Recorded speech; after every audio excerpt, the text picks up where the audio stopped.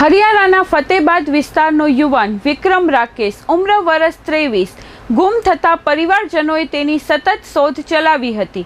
સતત 3 વર્ષ સુધી તે જુદા જુદા રાજ્યોના શહેરો ગામડાઓમાં રખડતો ભટકતો રહ્યો હતો। આખરે તે રેલવે મારફતે ભુજ પહોંચ્યો હતો।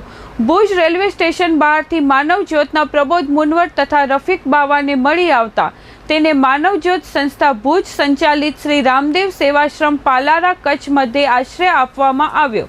તેની પાસેથી મળેલી માહિતીના આધારે આશ્રમના સામાજિક કાર્યકર રીતુબેન વર્માએ હરિયાણા પોલીસનો સંપર્ક કરી તેનું ઘર પરિવાર શોધી કાઢ્યા હતા। તેના પિતા અને કાકા પોતાના વાહનથી તેને તેડવા ભુજ આવી પહોંચ્યા હતા। પિતા પુત્રનું 3 વર્ષે મિલન થયું હતું। પિતાએ જણાવ્યું હતું કે તેને એક બહેન છે જે રક્ષાબંધન પર્વે ભાઈ ઘરે આવવાની રાહ જોઈ રહી છે। 3 વર્ષ પછી બહેન ભાઈના કાંડે રક્ષા બાંધશે।